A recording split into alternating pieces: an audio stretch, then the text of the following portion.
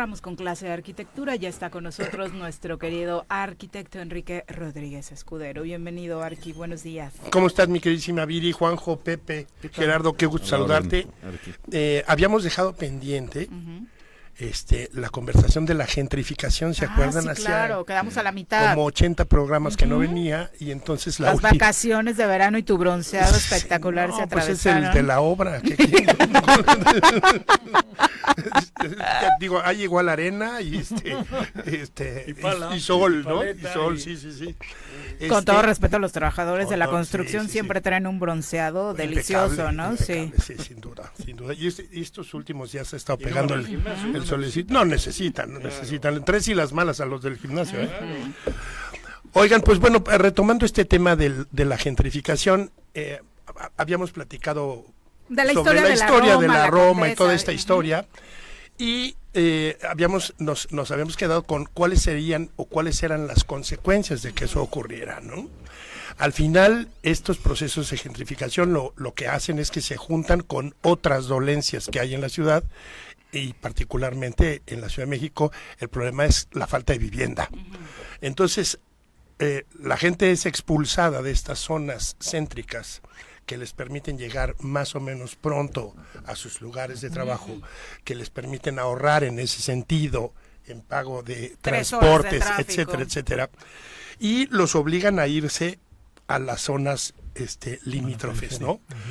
Donde empieza un problema muy grave, que es no solamente los niveles de violencia y toda esta historia, sino un proceso de enfermedad, un proceso de estrés terrible, porque una persona que tiene que viajar 3 horas en la mañana, 3 horas en la tarde para llegar a su trabajo, enfrentar las condiciones del trabajo y luego llegar a casa y tratar de resolver, la verdad es que no funciona. Es decir, quienes piensan que la gentrificación pues es un problema de los pobres, la verdad es que están en un grave error, porque en realidad el tema, yo siempre he dicho que la ciudad es como el cuerpo humano.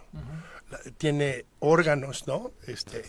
Sistemas y tejidos que están íntimamente vinculados. Entonces tú no puedes pensar que si el sistema cardiovascular tiene un problema, pues el resto del organismo va a funcionar. Colapsar. Claro.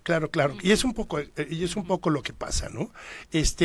Nos quejamos, por ejemplo, de los niveles de violencia, ¿no? En esta marcha decimos, oye, pero ¿por qué arremeten contra los edificios con esta agresividad?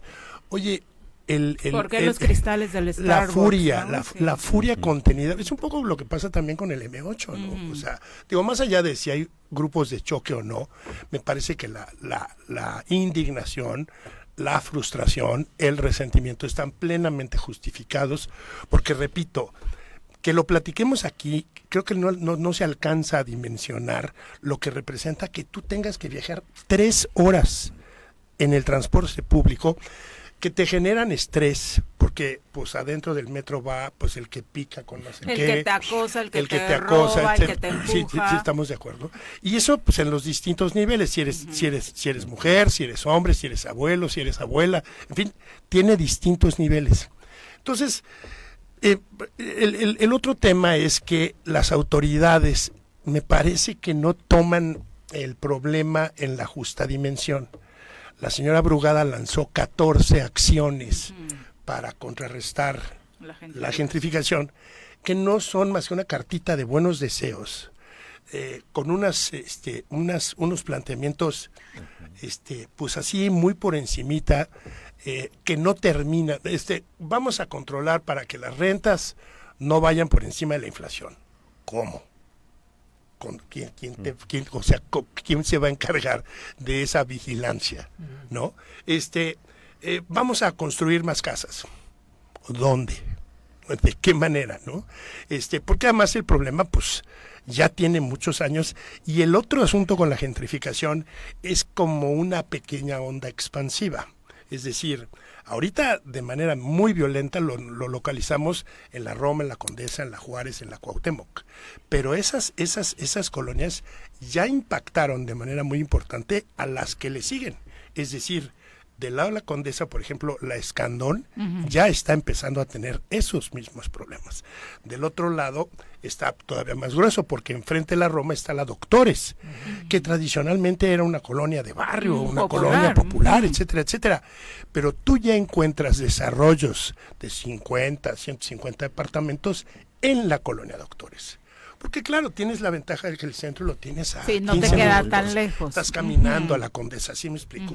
Y entonces volvemos a hacer que esto se vaya extendiendo y se vaya lanzando hacia las periferias. Incluso Iztapalapa tiene ya zonas hoy muy fresas. Sí. Entonces ya no es ¿sabes? El problema es grave y puede tener repercusiones verdaderamente importantes si no se atiende como se tiene que atender. Hay que decir que este plan de Clara Brugada va acontado de mesas de negociación donde están vecinos, donde están arrendadores. Sin duda, o sea, te digo, sí hay sí hay esta parte social y toda esta historia, sin duda, pero me parece que no se están involucrando, por ejemplo, a los empresarios, ¿no? O sea, hay estos cuates que son voraces, ¿no? O sea, la verdad es que son voraces. A ver, uno de los problemas de la gentrificación es que hay gente que tiene 25, 30, 50 departamentos para Airbnb en la Condesa. Pues eso efectivamente hay que regularlo, ¿no? Pero también tendríamos que ver de qué manera pues ponemos esos departamentos al servicio de la gente, ¿no? Hay un libro maravilloso de una socióloga, urbanista, canadiense, Jane Jacobs, que se llama Muerte y vida de las grandes ciudades americanas. En este libro, uno de los puntos que toma o a los que hace referencia es justamente cómo la desaparición del barrio termina por aniquilar el proceso social en la ciudad, ¿no?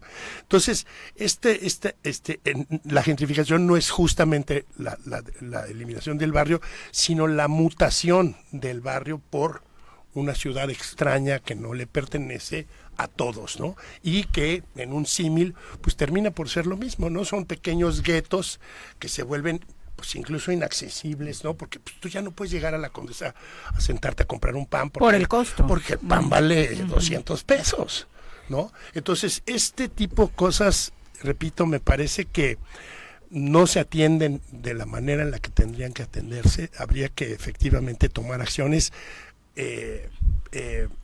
consistentes y definitorias, ¿no? Sí, claro, e impedir que nos roben nuestras ciudades, ¿no? Además, que nos roben nuestra cultura, porque se ha vuelto un chiste muy recurrente, pero las salsas ya no pican en algunas zonas de la Ciudad de México y eso es impensable. Claro, pero además este fenómeno está ocurriendo en otras ciudades. Oaxaca, por ejemplo, tiene ya este proceso, ¿no? En donde los extranjeros están llegando porque las condiciones de renta son maravillosas, pues construir a precios muy accesibles, y otra vez estás quitando a la gente que vive en el centro de Oaxaca, la estás mandando a las periferias donde no tienes agua, no tienes luz, no tienes seguridad, no tienes infraestructura básica, ¿no? Escuelas, hospitales, parques, etcétera, etcétera. Es verdaderamente un problema que si no se atiende, de verdad nos va a generar. ¿Crees que en Morelos ya tenemos casos? Fíjate que Morelos es un caso extraño, me parece que Morelos es un caso extraño, y me parece que, por ejemplo, Cuernavaca está desaprovechando de manera miserable esas condiciones, porque siempre he pensado que Cuernavaca podría ser una ciudad satélite perfecta de la Ciudad de México, con vivienda asequible.